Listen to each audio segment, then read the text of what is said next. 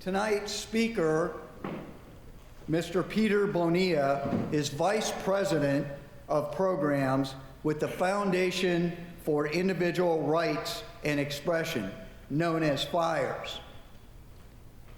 Mr. Bonilla,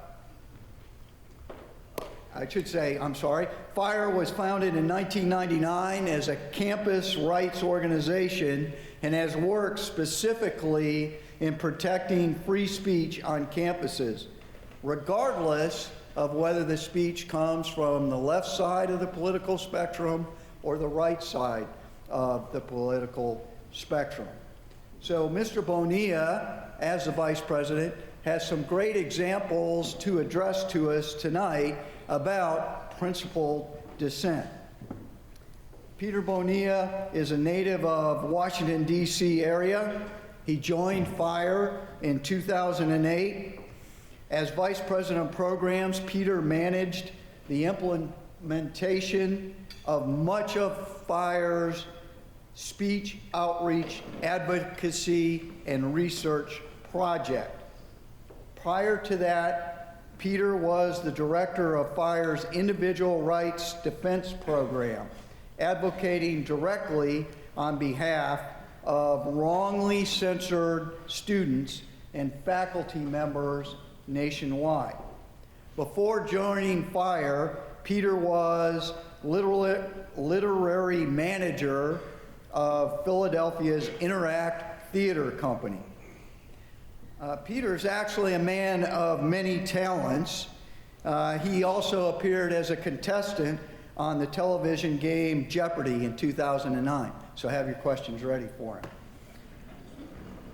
This presentation tonight is part of the leadership conference, but I'd also like to thank VMI's Office of Diversity and Equity and Inclusion for their support in bringing Peter here to speak tonight. So ladies and gentlemen, let's give a round of applause to tonight's speaker, Mr. Peter Bonilla.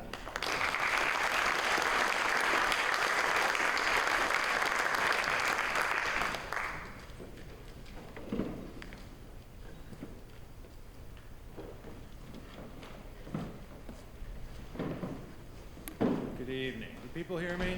I can get a little closer. Oh yeah. I'm sounding okay from where I am? Oh yeah. Just a moment.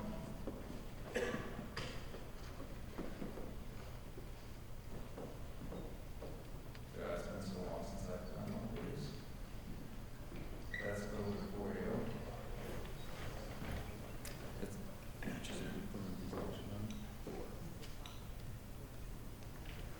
I've also become illiterate with non-Mac computers, I've realized in the last minute or so.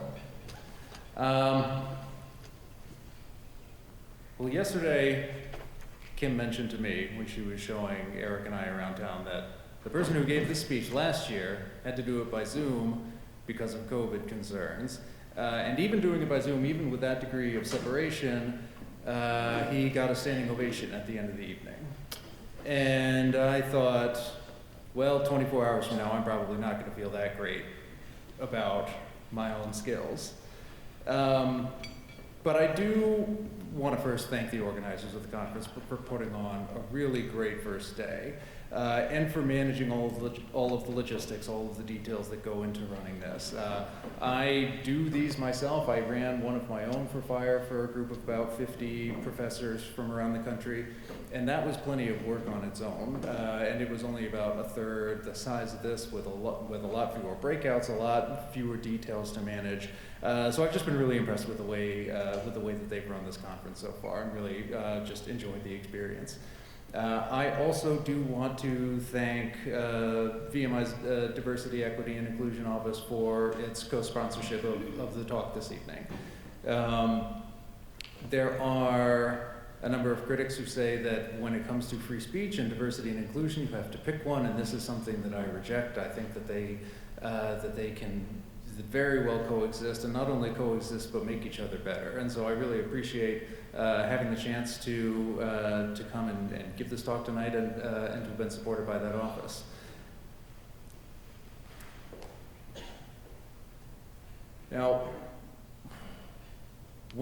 first talk with the organizers about this conference when FIRE was being invited down to present. Well, they told me that among the speakers were Erica Chung and Rachel Den Hollander, and my immediate thought was, well, I'm clearly doing this. I'm clearly going to a conference. You tell me to do whatever. I'll sit on a dunk tank and you can throw tennis balls at a little target for half an hour if that's what you need for me to be on the program with them. What I didn't say was, well, what qualifies me to be on the same kind of speaker program as them? What have I done? What have I been asked to do? Have I had to put myself on the line to even the smallest fraction that they have? And I haven't. On my best days, I can help a student or professor put themselves a little bit more on the line at their institutions, knowing that my organization will be there to protect their rights in case they face censorship, in case they face investigation or punishment or retaliation. And that's me on my best day. In my line of work, at my organization here, your physical safety, the safety of others, is rarely going to be in play. At the end of the day, most of what we are advocating for boils down to an idea. And that idea is that free expression is a good in itself, and it's one worth defending even when it causes discomfort or outrage. Now, I'm fortunate that my biography, my career, can't be thought of in terms of being a case study for dissent. I've been lucky. I haven't had that defining moment or decision splitting things into a before and an after. But it presents a little bit of a challenge for this talk. I've been at FIRE for 14 and a half years, and I've got about 30 minutes to do this. And there are a lot of ways to fill that 30 minutes with what I've got from FIRE, and I can only pick one of them, and I've been going back and forth all day, hoping that I've picked the right ones, and that this talk will be able to be useful to you all. As it turns out, also, this is going to be probably my last public act that I do for FIRE. So I really need to make this one count. Starting next month, which really means next week, I am going to take the leadership of a new nonprofit organization, a new alumni-started organization looking to make a positive impact on the culture of free expression, similar but on a much smaller scale to what FIRE does. So I want to make my words here count, but I'm also hoping that when I get there, I'll be able to put what I've learned at FIRE over the last 14 and a half years to good use. I won't go into the background of the organization because Colonel Gray very nicely gave a good one. I will say that in the last few years, we've expanded the number of our programs and offerings. We've increased the size of our staff devoted to case management, direct advocacy. We've added more people to litigation, but we've also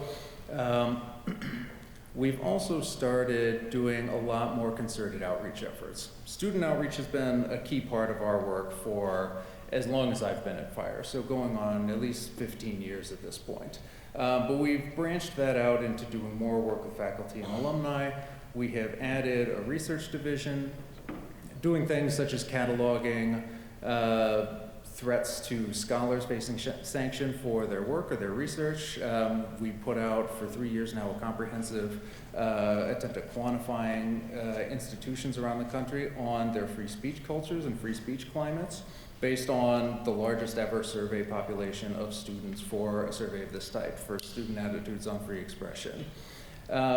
We host, among other things, a podcast where we bring a wide variety of people in to discuss issues in free speech. We put on a number of conferences for students and faculty throughout the year. And, as was alluded to, we've gone through a bit of an expansion. And you can see it sort of here in that graphic. We've sort of changed, but at the same time, we're still FIRE.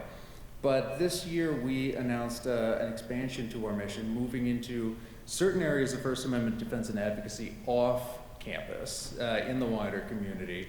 And there are a few reasons we did it. One is that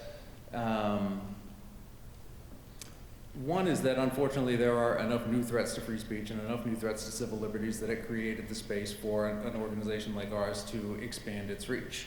But we've also come to the conclusion that if we really want to protect free expression rights on campus, and that will always be the heart and soul of our work, the work that we do in higher education with college students and college faculty, that'll always be FIRE's bread and butter.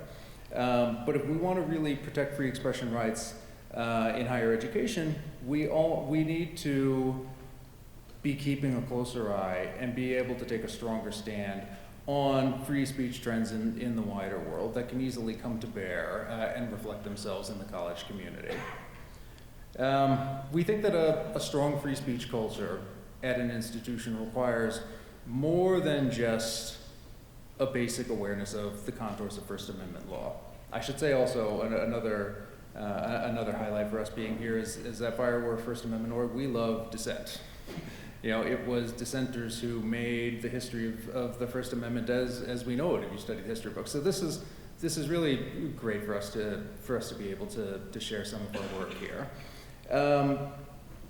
That said, when it comes to First Amendment law, you know, it only goes so far, being able to demonstrate and communicate an understanding of the contours of the law. You know, you can't punish X because the law says Y is necessary, but it's not sufficient. That kind of axiomatic statement isn't going to be all that useful or all that convincing to someone who maybe doesn't know as much about First Amendment law or First Amendment history. And so we also have to say, you can't punish X because the law says Y, and here is why it does, and here is why that's a good thing for all of us. That goes farther, and you can't make your way to a positive culture for free expression where dissent flourishes without it. It's funny, I've been thinking, so much of what we do is around fostering positive cultures of free expression. Culture of free expression is a term at FIRE that we use pretty regularly, and I don't as often think of it in terms of dissent. But that's just the flip side of that equation. If you have a good free speech climate, you have a good climate for dissent. But we've had our work kind of cut out for us when it comes to measuring and evaluating and improving the free speech climate over the years. I'll talk a little bit about our most recent college free speech rankings, which we put out this fall, which, as I said earlier, were based on the largest ever sample of students for a survey on free expression ever done. We surveyed just under 45,000 students at 208 institutions about their experiences and their perceptions of the climate for free expression at their colleges. We surveyed them regarding comfort expressing ideas, their tolerance of controversial speakers, both those from the right and from the left, their views on whether disruptive conduct, up to and including violence, was ever, under any conditions, acceptable, how they view their administration's support for free expression, being another very important one, and also on things like the ease with which they can ask questions and have conversations on difficult topics, topics like abortion, gender issues, guns, racial inequality, transgender issues, religion, the big ones. And among some of the things we found give us a little bit of pause. And here I've committed the cardinal sin of putting a lot of text on the slide. I promise that's the only time I will do that this evening, but I'm going to go through a couple of our findings. One is that more than 3 in 5 students expressed worry about damaging their reputation because of someone misunderstanding what they have said or done, And just over 1 in 5 reported that they feel a lot of pressure to avoid discussing controversial topics in their classes. And 22% reported that they often self-censor. Moreover, roughly 3 in 5 students reported that they would feel discomfort publicly disagreeing with a professor about a controversial topic or expressing an unpopular opinion to their peers on a social media account tied to their name. Just under half the students reported they would feel discomfort expressing their views on a controversial political topic during an in-class discussion. We similarly did a survey, a much smaller one, because it's a harder population to comprehensively survey. We did a survey of about 1,000 faculty on the question, among other things, of self-censorship, and we put it as such, defining, asking them how often they refrain from sharing certain views because you fear social, professional, legal, or violent consequences, whether they come in person or remotely, say through phone and email harassment, and whether the consequences come from state or non-state actors. And in response to that, 45% said it was very or extremely likely that they would self-censor on social media. 44% said that it was very or extremely likely that they would self-censor in official meetings with administrators, faculty, student groups. 37% said it was very or extremely likely that they would self-censor in publications, in talks, in interviews, or lectures directed to a general audience. 25% said it was very or extremely likely that they would self-censor in academic publications and research.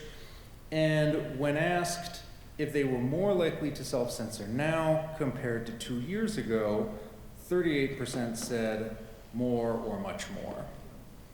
And I promise those are the last numbers I'm going to throw at you this evening. There won't be a test. Now, these figures on self-censorship, are they perfect? No. Is there some extent to which they document a phenomenon that has always been a feature, not just of higher education, but of getting along in civil society? Yes. Are there sometimes good reasons why we would withhold an opinion, why we would decide not to express ourselves a particular way in a particular venue? Of course there are. Are there times when we find self-censorship the most advisable course to take? Definitely. Sometimes you just don't want to be that guy. Now the term self-censorship has actually been a controversial one, and the topic has become a bit of a polarizing one, with critics at one poll saying that this is a crisis that's reached epidemic proportions, and critics at the other poll denying that any such problem could exist, or that to the extent self-censorship does happen, it's a good thing. And part of it comes down to the term and how we define it. We at FIRE, we look at it in a fairly specific academic way. It's up there on the slide. We think of it in this kind of a way. It's informed by something called the spiral of silence theory, which holds that our perception of whether a view is widely held among our peers influences our willingness to express that view ourselves. Also important to spiral of silence theory is the human calculation that the potential social cost of expressing those opinions and whether we might be isolated from our peer groups as a result of that expression. And sometimes that desire to remain with our peer group takes a higher priority than our own private reasoned judgment. But most of us don't think of self-censorship this way at all. We think of it as something much more broad, something much more innocuous, something that you might consider akin to just simple manners or common courtesy. And we think of the ways that we do this on a daily basis, and we think, that can't be so bad. In spite of this, our research on the issue, the extent to which we've seen our observations mirrored in the work of other scholars who have studied this issue for themselves, leaves us feeling fairly good making these observations. One, that self-censorship in higher education is real, and that it is real in ways that go beyond our more conventional conversational definitions of the term. We think it is having a negative overall impact on the culture of free expression in higher education, and we think it has probably gotten worse in recent years. And on paper, this shouldn't be so, not compared to some of the other institutions that we're talking about this weekend. I'm thinking particularly of sport and the military. Now, these are, by degrees, cultures of compliance and conformity. I'm not speaking of the times when these cultures go catastrophically wrong. I'm thinking of them in terms of when they are working as they should. You know, to be a part of a sports team, and especially as part of a military unit, you turn in a portion of your individuality and your autonomy. You take orders, you defer to the wisdom and expertise of superiors. You wear uniforms, not to put too fine a point on it. And you sign up for this. You go in with your eyes wide open, knowing that this is part of the deal. And these are cultures where room for dissent and disagreement needs to be built in to prevent systemic abuses from happening and to keep these institutions from turning into little dictatorships unaccountable to those they serve. But they're not going to be fully democratic systems either. For the sake of maintaining a kind of order, working for the good of the unit, working for the good of the team, you give a little bit of that autonomy away. And generally speaking, the college campus is nothing like this at all. If you open the brochure of just about any institution, and I realize I'm here at VMI, which is a special kind of institution with different kinds of considerations, but you open the brochure of just about any institution, and you will see talk of how the institution prizes the clashing of ideas, how the college green, the campus lecture hall, is a place where the clashing of opposing views is something to be prized and encouraged, where the venturing of provocative, controversial opinions and pursuing lines of argument to whatever corners they may lead is not only seen as a right, but as a kind of a duty, as a mark of pride. Higher education, the college campus, the college community is a place, in short, where the challenging of received wisdom is currency.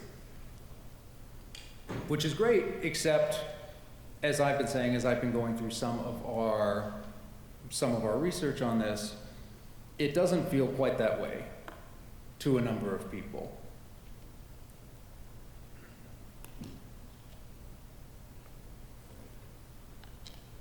And why that should be is a tricky question to answer. There is no one factor that you can blame this on, but there's certainly a number of fingers you can point.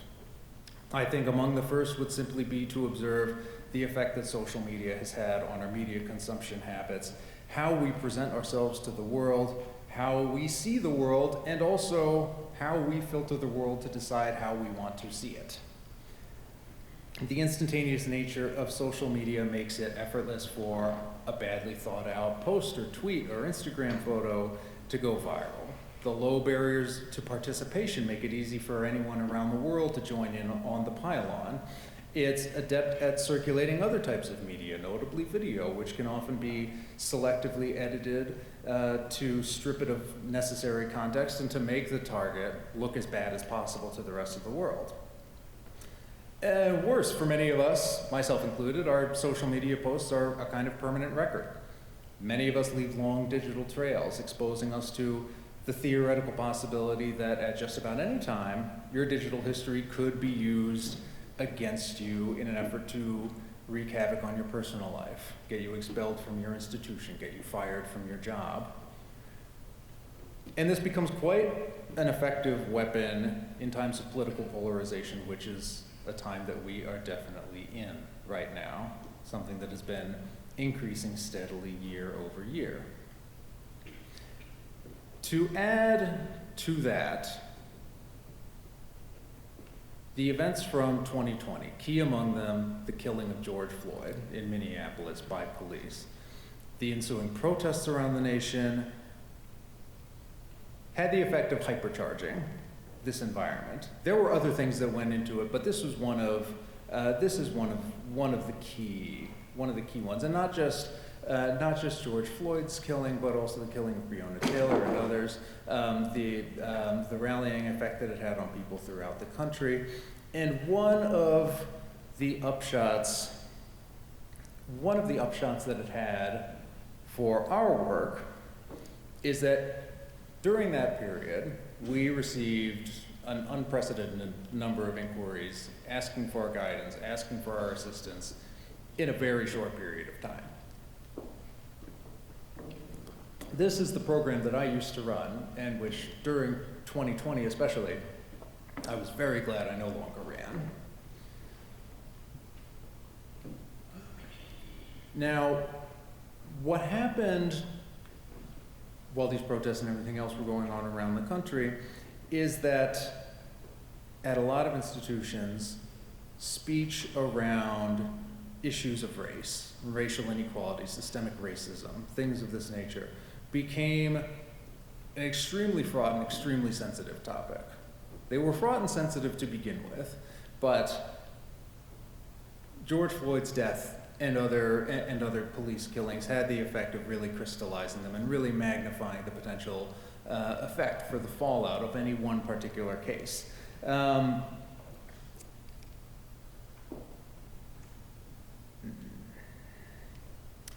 in that climate, we saw quite a lot of students and quite a lot of faculty subject to social media dogpiling over speech that was in some cases racially insensitive, and in other cases simply offered an unpopular or dissenting view on the issues and their underlying causes, but which were nonetheless clearly protected by their First Amendment rights. One example that still stands out to me for how far it went is that at the University of Central Florida, one professor tweeted a couple of criticisms of some of the assumptions regarding racial privilege and systemic racism, and this led to a social media campaign trying to get him fired, which was something that we saw quite a lot of during 2020. And this was something that his institution, in fact, gladly joined in. Their senior administration and their presidents solicited members of the community to submit complaints about the professor to them. They put the professor through a 9-hour-long hearing where he had to answer for a whole long series of disambiguated remarks that he was lacking context for, and that he couldn't study in advance because they would not give him access to the materials before making him defend himself in a hearing. A few months later, UCF released a 244-page long report on its investigation into the professor, something that started over, I believe it was 2 tweets. They released a 244-page long report on its investigation, unearthing remarks he was alleged to have made going back as far as 15 years. And with that report, they fired him. And he appealed his case through the university's grievance process. And it's when it got to here that an arbitrator rebuked the institution pretty harshly, ordering them to reinstate him with tenure and back pay, noting that his teaching evaluations had consistently been exemplary, and that the university afforded him a shocking lack of due process, not even the presumption of innocence that is considered so fundamental. And as unprecedented in FIRE's history as the surge in case inquiries that we received, that only tells part of the story of what was going on then, because pretty soon after that came the backlash. And a lot of this backlash coming mainly from conservative legislators, but also journalists and think tanks and such. This backlash, this was when we started seeing critical race theory in the news just about every day or every other day. This is when it started getting a lot of play. It was something that was kind of latched onto as a winning political issue. And critical race theory, like any discipline, is open to pedagogical critiques and evaluations. But the discussion pretty quickly lost any sense of proportion here.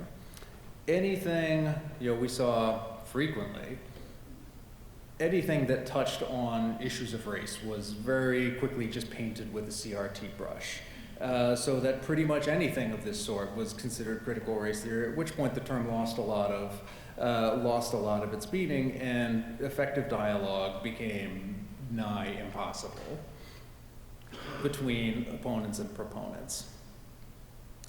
And what's more, beyond simple criticisms or simple evaluations, critiques of the doctrine, the effort ramped up very quickly to ban its teaching entirely, to banish it from public school systems, to banish it from university, to forbid the teaching of a set of ideas, essentially.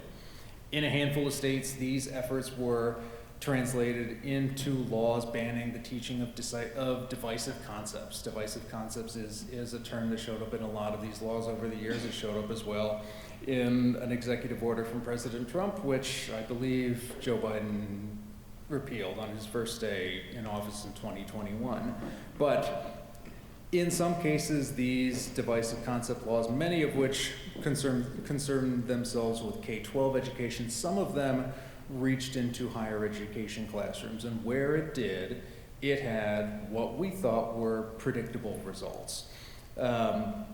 Universities and laws that had in states that had passed these kinds of laws found themselves overcompensating for fear of not wanting to upset the legislature, not wanting to risk their funding.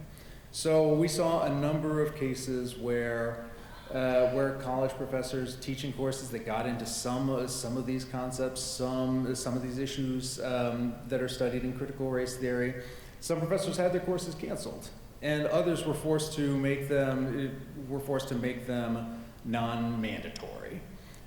This was a sticking point with some of these laws, where anything that was considered a training of the kind that you would put faculty or staff through for everything from Title IX to anti-discrimination laws and statutes, et cetera.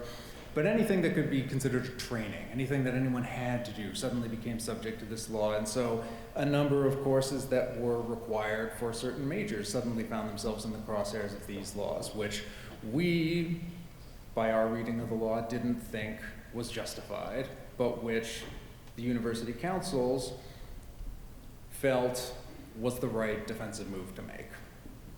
And I'll note, after I took a sip of water, that FIRE is currently in the process of suing the state of Florida over one of these laws, which down in Florida is known variously as either the Individual Freedom Law or the Stop Woke Act, which not only prohibits the teaching of certain divisive concepts, notions of collective guilt, notions of systemic racism, not only prohibits the teaching of certain concepts in K-12 and higher education, it actually goes well beyond that. It's out of our purview, at least for the moment, but it also went so far as to forbid other private companies in the state of Florida from having trainings for employees that included any of these ideas. A shocking affront to the First Amendment rights of corporations and companies and nonprofit organizations, and one that, if I'm not mistaken, has been temporarily blocked in court and subject to another lawsuit. But we're suing the state of Florida over one of these laws on behalf of a student and a professor who grew up under an Argentinian dictatorship and came here thinking that this wasn't the kind of thing that she would be encountering in a college classroom, the state telling her what she must not teach. To bring this back home a little bit, what we saw over the last couple years is a polarized and sometimes disproportional response give rise to another polarized and disproportional response on urgent compelling issues of race and racial inequality.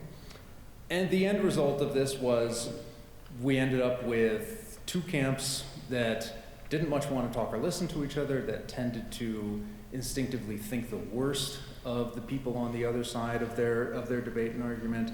And importantly, to the theme of this conference, are very intolerant of dissent in their own ranks and very obsessed with ideological purity within their ranks.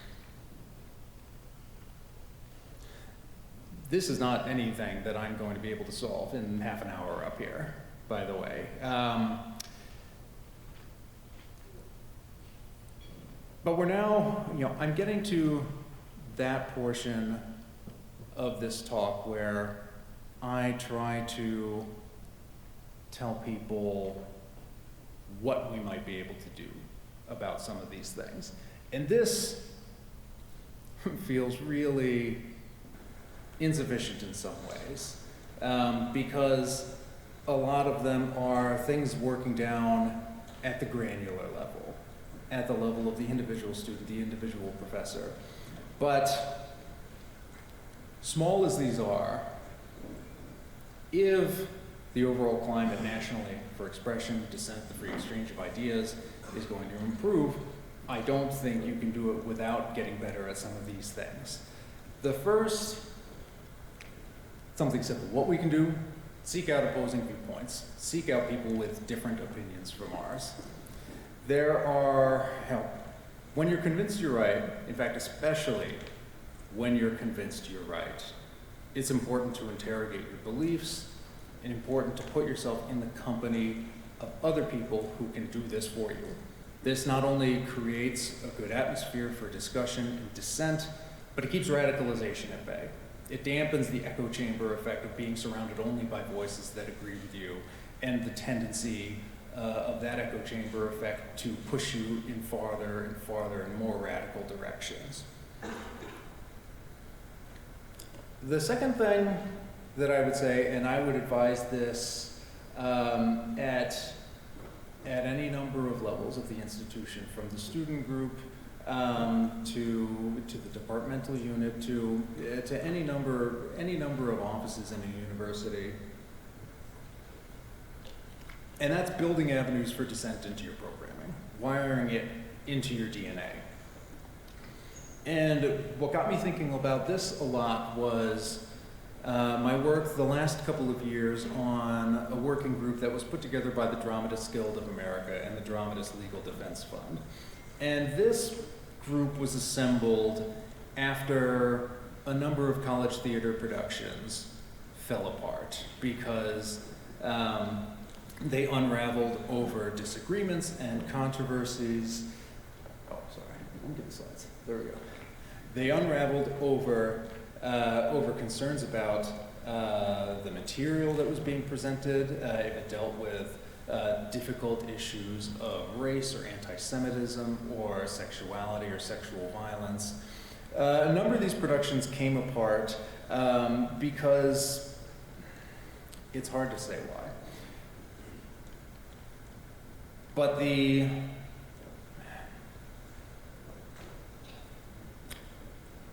sense of trust and cohesion in the productions was lost. And there were a number of these, there were a number of case studies, and they're wildly different. And in some cases, some people are clearly at fault, and in some cases it's just baffling, just kind of confounding to look at the facts, to look at the paper trail that was left and wonder how something like this could have gone wrong.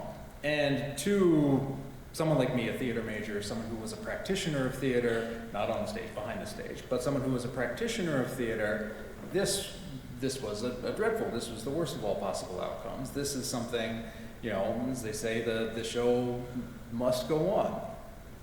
And I would say sometimes the show must not go on, but surely something seriously broke down in these discussions. If that level of trust no longer existed, that students in the production no longer felt safe handling this kind of material. And one thing that we noticed was that students didn't have a proper place or time in some of these cases to state their misgivings. And one suggestion that we made when we came out with this toolkit was to build in those spaces. Wire them into the DNA of your organization. Set aside time, in the case of a rehearsal, set aside time for discussion and open the space to disagreement. Make sure you've heard dissenting views. Make sure you've heard people state their misgivings, if they have them. When it's wired into the DNA of your process, you don't treat it as a problem that must be dealt with when it rears its head. Next thing I would say, and this is something that a number of people can do, student leaders, student governments, editorial boards, but also professors and administrators, and that is to model positive conditions for creating fertile ground for dissent to be expressed. And there are any number of ways that you can do this. One of them is what I mentioned earlier, which is making sure those avenues for dissent are woven into your programming.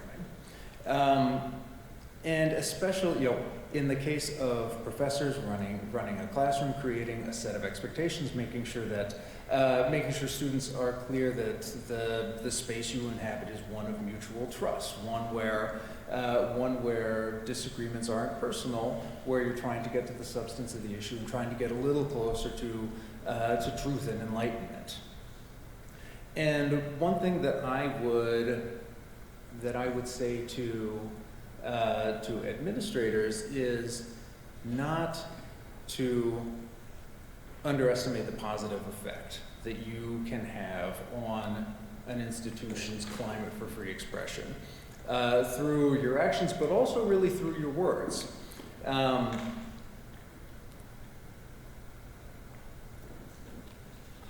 University leaders have a unique power to kind of set expectations and to set an example for the community, for the wider world, of what it will and will not do when it is dealing with a controversy. If a student or a faculty member is being swarmed online for a controversial remark that they've made, making clear that it won't be swayed by a mob, that it will make sure that everyone in this process is given their fullest due, that their rights are respected. University leaders really can have a positive influence in setting those expectations, and they can diffuse these things pretty quickly. They can diffuse them, and they can also, if they're not careful, they can make them worse. They can join in the dogpiling themselves in certain ways, but they can also leave uncertainty about their leadership. They can also create a vacuum by not being clear enough about what their institutional commitments are in terms of free speech and expression. And this can have downstream effects. This can worry people about how safe their right to dissent is. Their ability to dissent, whether if they find themselves at the center of one of these controversies, whether they can really trust their institution to have their back. So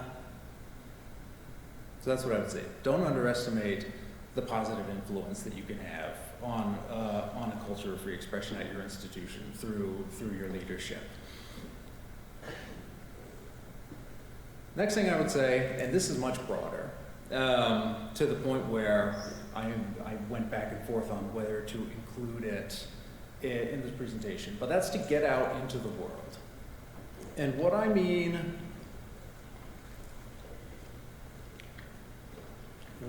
by that is to do things that bring a cross-section of people together that you wouldn't otherwise meet. And I'll give you an example from my personal life to tell you where I'm coming from. I'm a long-distance runner, and I run with a number of clubs. In Philadelphia when I lived there, and now in Cambridge, Massachusetts, where I've lived for the last couple of years.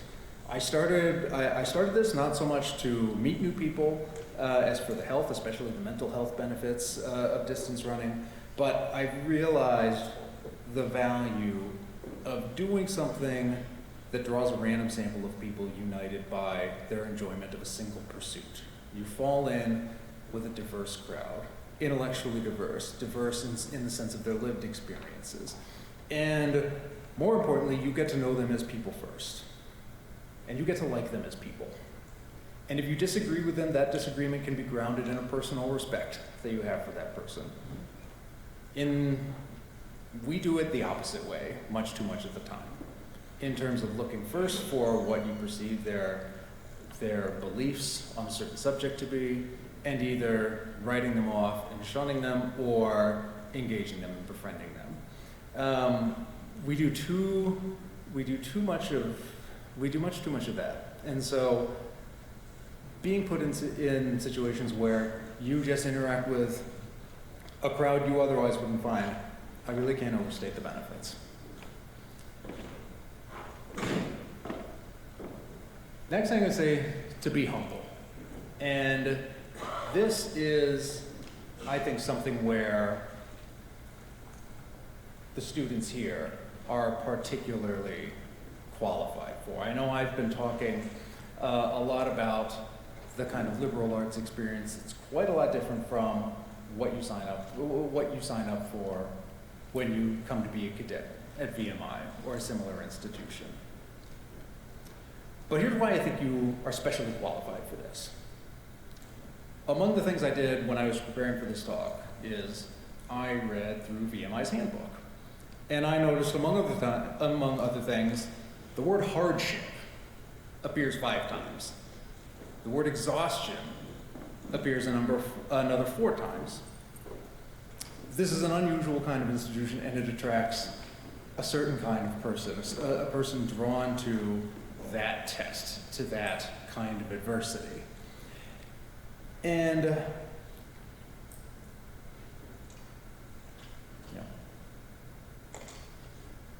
slight departure, actually not a departure, but one of my favorite pieces of magazine journalism from the last several years. It ran in Outside magazine a few years ago.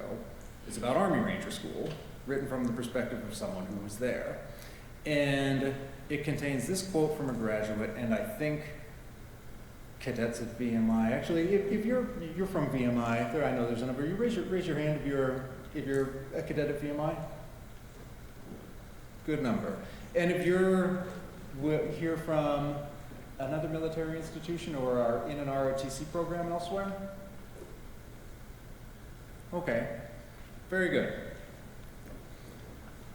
So you'll have some sympathy for this quote from a Ranger graduate that has stuck with me and that I think about a lot, even though the absolute last thing I am, apart from a winner on Jeopardy, is Army Ranger material. But it's nonetheless a quote that has stuck with me. And one graduate says, "I had a preconception of what kind of man I was, and Ranger School cut through the fluff and showed me who I was after I had been stripped down." The point is, you came here, you come to a place like VMI expecting to be humbled. You're humbled physically, you're humbled emotionally, you learn to embrace those limits. And so, let yourself be humbled intellectually as well. Epistemic humility is something that we really prize at FIRE. The humility about your own knowledge, about your own learning, about the extent to which you can learn from other people, the extent to which you can be convinced, or that you can learn from someone, even if you think they're wrong, that they have something that they can teach you. So I would say, you come here knowing that you will be humbled. This is another way that you can do it. This is something that I think a VMI cadet is particularly qualified for, and particularly sets you up well for for thriving in a culture where dissent is needed for the unit to work, to ensure that it continues to flow properly. So I would say, don't be afraid to admit when you don't have the answers. Don't underestimate your ability to learn even from those you're confident are wrong. And the last thing I'll say is when the time calls for it, to be brave. And this was something I struggled with a little bit because there's really no way to put a bow on this. You know, you've heard from Erica Chung today, you'll hear from Rachel Den Hollander tomorrow, you'll hear from people who dissented at tremendous personal risk to themselves. Most of you will hopefully never be in the kind of position like that. I hope I'll never be in the kind of position, and I lose sleep wondering how I would respond if I find myself in that position, if I would have the internal fortitude to do what they did. And there's no sugarcoating the fact that sometimes dissent, you know, will require you to have some skin in the game. You will have to put yourself out there every once in a while. And there's nothing that can be done about the fact that that sometimes is a little frightful, and that it sometimes involves discomfort, that it sometimes involves a bit of pain. Like the message that was hammered home in the opening remarks this morning, courage over comfort. And there's no silver bullet that I can give you to buck you up. It's something that you have to search deep in yourself for. If there's one thing I might say, it's try to imagine it from the perspective of yourself years from now, looking back and asking if you would regret not taking a certain stand, not speaking up when you think it's right to. I know from reading a book on McCarthyism in the universities in the 1950s, one thing that stuck with me from it is that when all was said and done, when the investigations were over and the dust was settling, the people who found themselves caught in the McCarthyist dragnet, their strongest contempt wasn't for the politicians, the journalists that greased the rails. It wasn't for the people who made it happen. It was for the colleagues who stood by and let it happen. Again, I don't have a silver bullet explanation, but I think that one thing I can say is that if you do, you know, at least in the higher education context, you're not alone. You can always call us. This is what we do. For us, helping someone put themselves on the line isn't, it's part of our job. And I think in a place like this, and I think at a conference like this, I know I've learned a lot, and I know I've gotten a lot of insight on what it might take if I'm in that position. And so I hope you use your time at the institution well. I hope you take the lessons from this conference to heart. I know I will. And with that, I'm happy to end my part of the talking and start taking questions.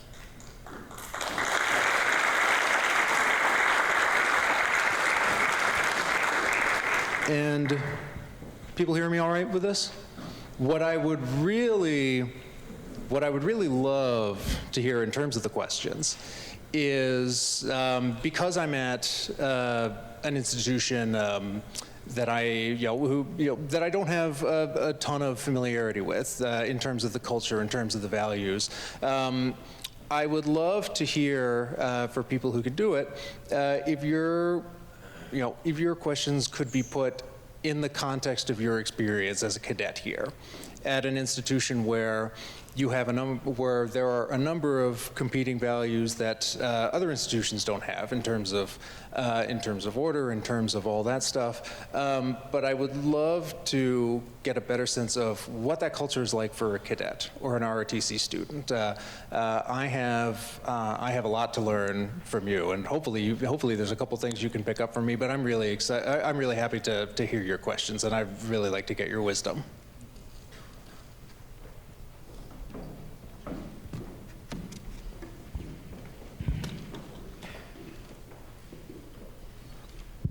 Mr. Bonilla, so I hate to break it to you, I'm actually not a cadet. at VMI, and I'm not in any sort of ROTC program, so I cannot provide that context. I do, however, have a question. Sure.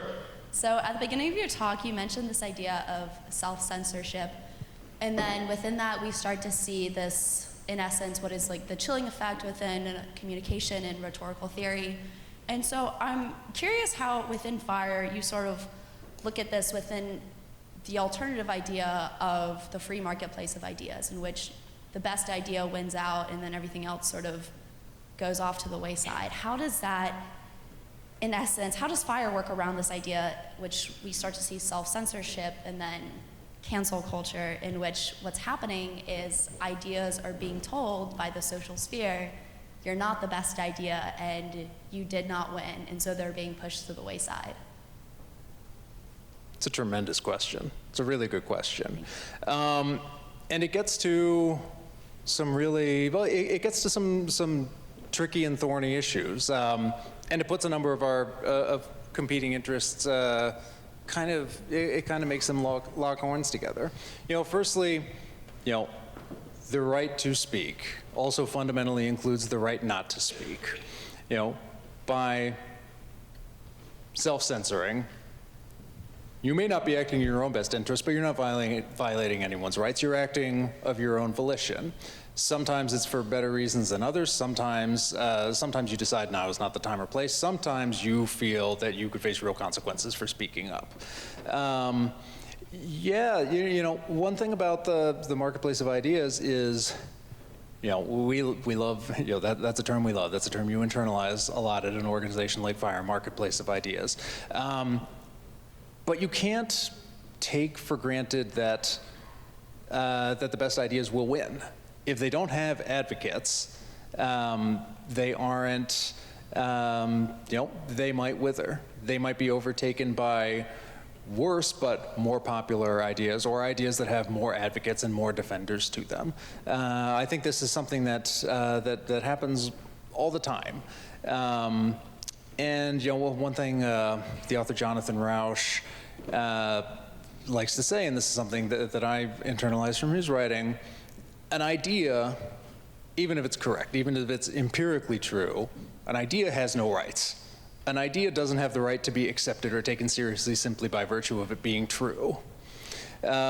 So I think you have found a really important fault line in terms of how the marketplace works and how how that can interact with with the chilling effects of self-censorship. I think you've identified a really important and interesting tension. So thank you for your question.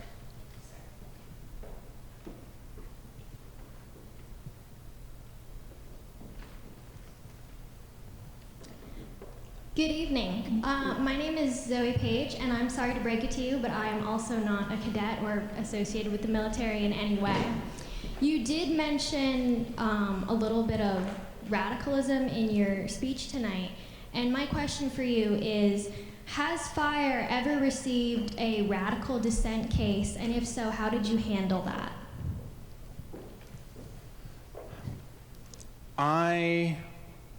Well, I can say surely that we have. In fact, I probably don't know the half of it at this point, because I don't get the alerts from the case submissions when they come in. I used to get many hundreds or more than 1,000 a year. I'll ask you a question. When you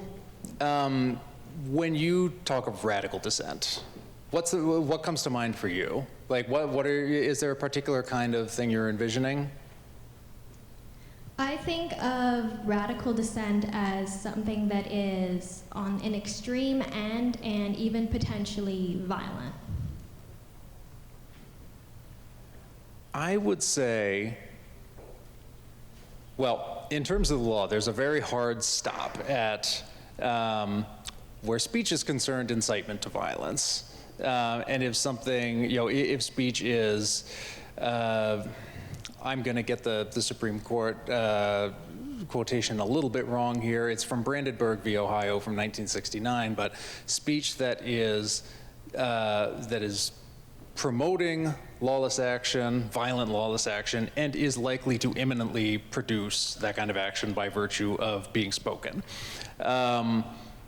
We have probably a time or two, or maybe more, had to make those kinds of value judgments.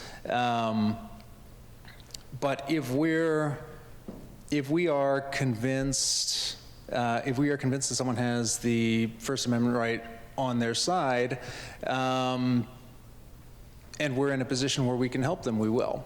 One thing that is coming to mind is, this is not a higher education matter, but one thing that our litigators have been working on is a case with a person in Iowa who has been arrested multiple times for being, kind of a loud, vociferous presence at city council meetings, and being arrested for his conduct there. Some of it is speech related. Some of it is his criticisms of the city council members, calling them fascists and getting arrested for it.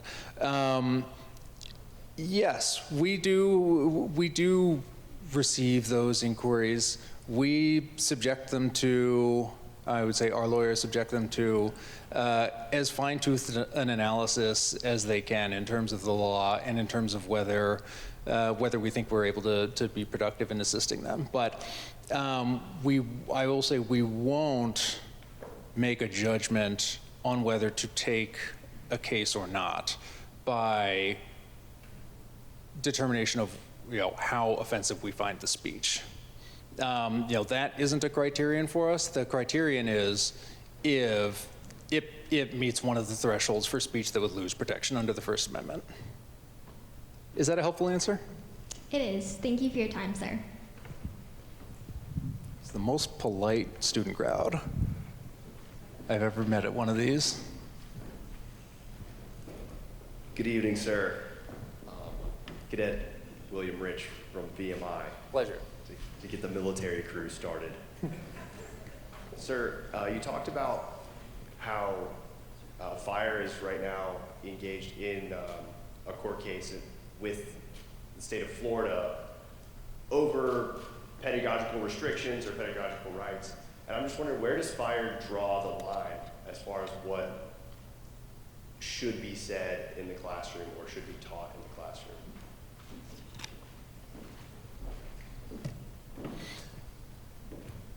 Keeping the legislative question out of the picture for a moment, and just going to the question of what you have the right to teach and where that runs aground. I think what we aren't that often in a position to make this kind of value judgment. I think if we find we are in the position to make that kind of value judgment, we may be a little out of our wheelhouse. But the threshold that we use is whether the teaching is in line with the standards of the profession.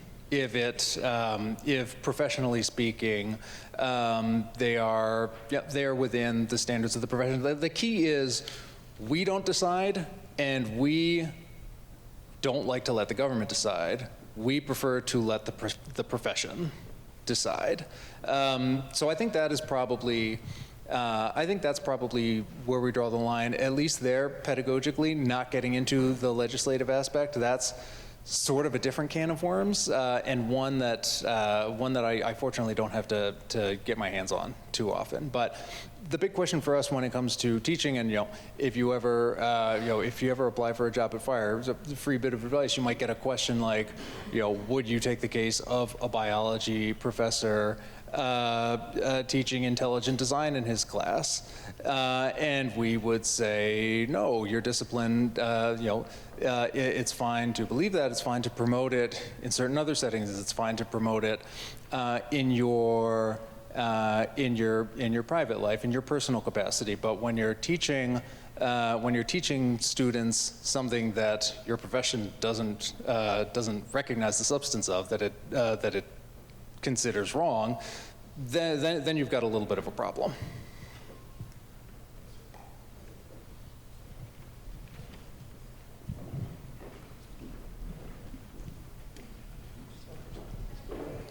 Hi, my name is Kai Brown. I'm from Texas A&M. Can I go? Or am I good? Yep. My You go on, question- and then you. My question is kind of in regards to a position many of us might be in just a few years. And, you know, as we commission over the next couple years, and also as our country kind of gets more polarized over time, we might be in a position in the future where we are told to enforce a policy or, I guess, follow out orders that we find not just morally repugnant, but are also illegal for us to, I guess, voice dissent. And we saw that recently with the Marine Colonel and, you know, just a couple months back. But my question is, you know, do you have any advice for us in terms of what we should do when dissenting means some pretty severe punishment and time in jail, I guess? So, thank you. Boy.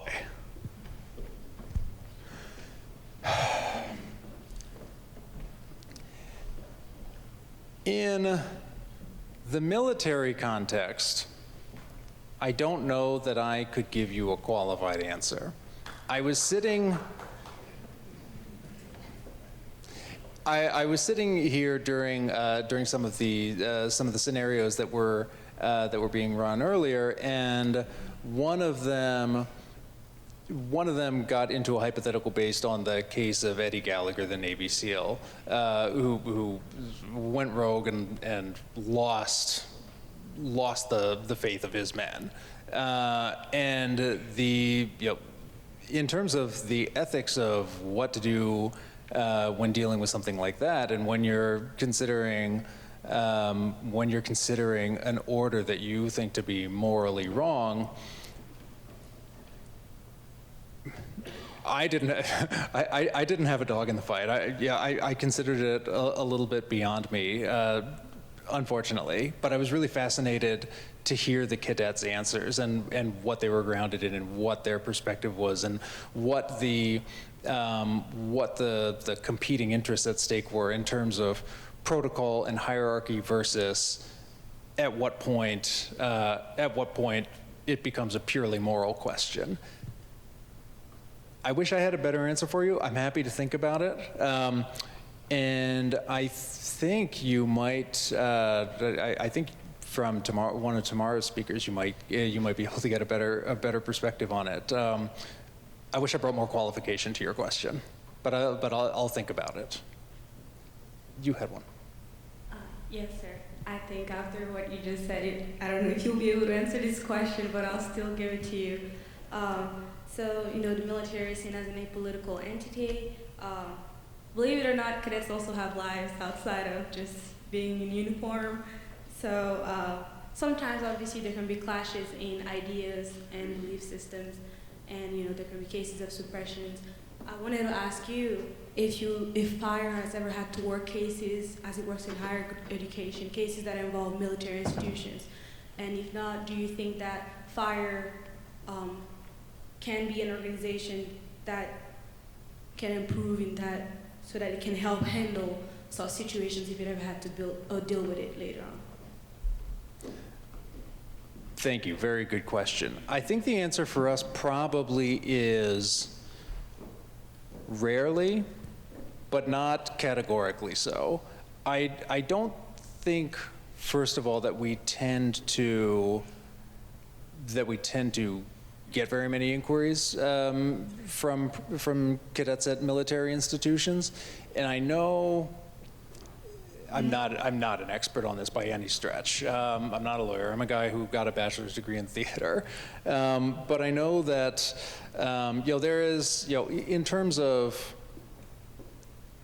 controlling the speech of cadets.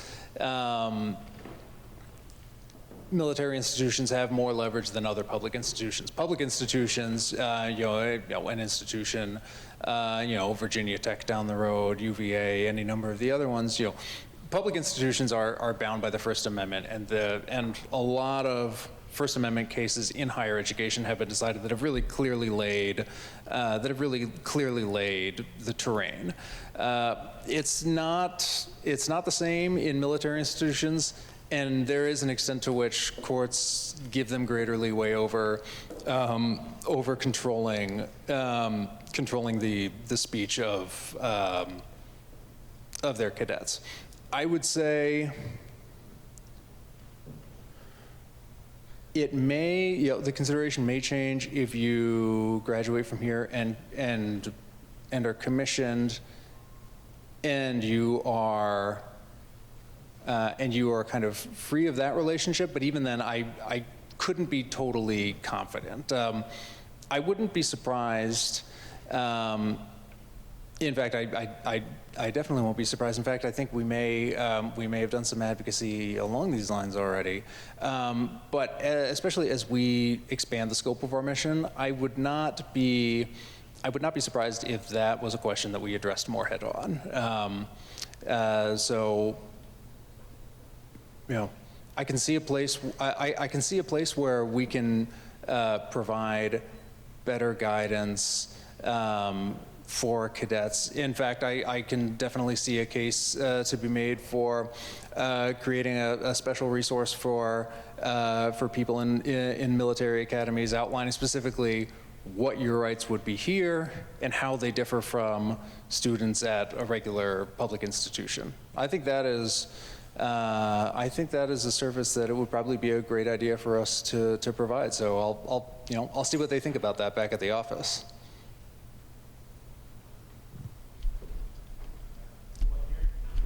How am I on time? Okay. Oh, okay, sure. Ask me, sir. I don't know. Cadet Hoffman, VMI. So there's a lot of social norms in the military, and the VMI especially, and part of that social norm, I think, is talking about being apolitical. And in the military, it's kind of seen almost as you give up some of your freedom to go out there and say what you will in order to maintain yourself in the military because you volunteered for that, and that then you will fight for the right for somebody else to go out and speak their opinion. And that social norm, I guess, is regulated based on your ability to continue to be in the military and continue to gain rank and all that kind of good stuff. By saying, if you say this, then you could be punished accordingly. And that happens both from your professional standpoint and then even also from a social standpoint, forming those norms. So, I mean, to me, in my eyes, forming the social norms based on a professional and a social aspect of you do this, there will be a cause and effect, doesn't seem inherently wrong. It only seems inherently wrong to me if you do so by breaking the law. And I don't know, I feel the contention there when you spoke earlier about self-censorship. I think that was really well put. And to be honest, there's very little of anything that I would dispute there. I think in terms of, I think your point in terms of setting social norms and accepting that there are certain of those controls that you assent to by dint of your service in the military's commitment to be apolitical, as you said. I can find very little fault with any of that. In fact, I really appreciate the enlightenment that you've given me there on that aspect of the culture, which just is far from my own lived experience. So I thank you for that. And okay.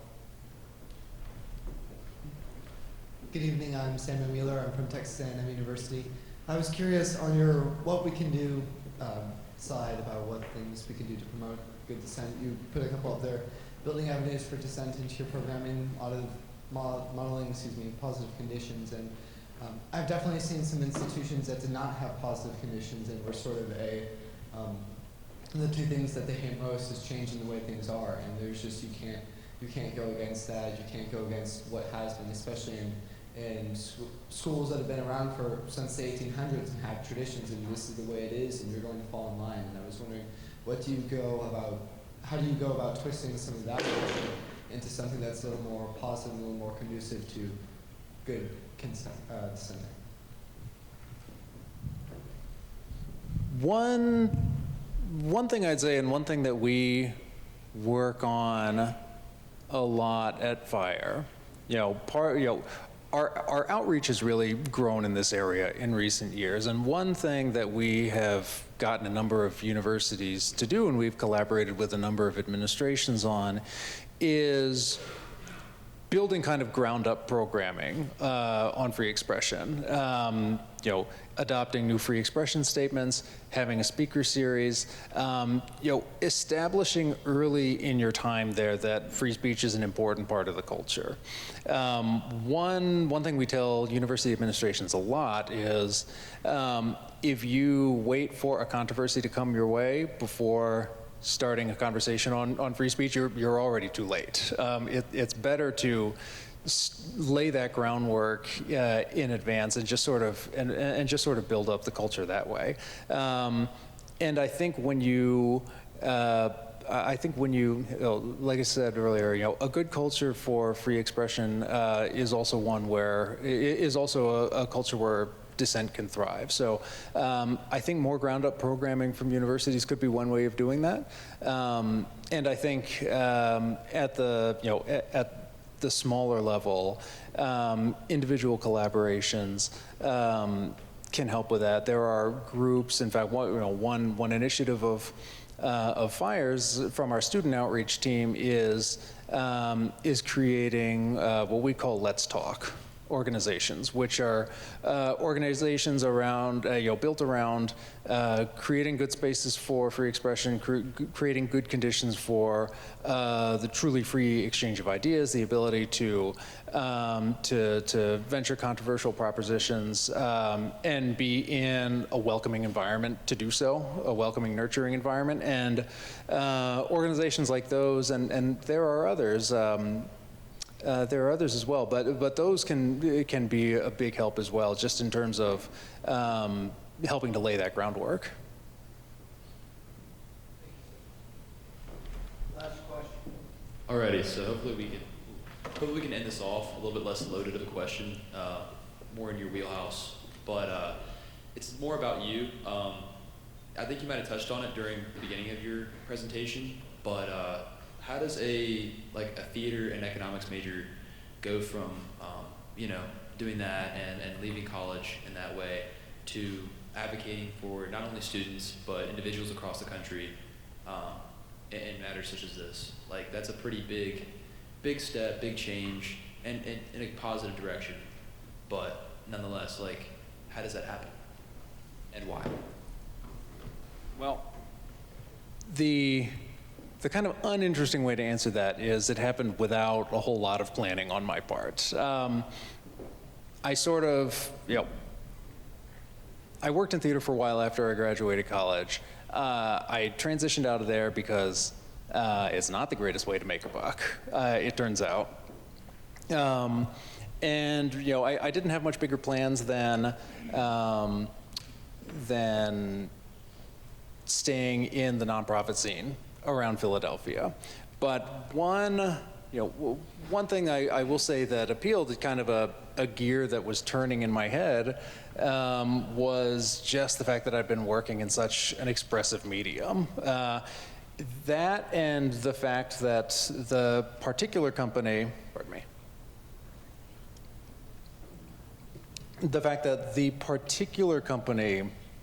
that I worked for put on a lot of new work, and a lot of new work dealing particularly with contemporary political and social issues.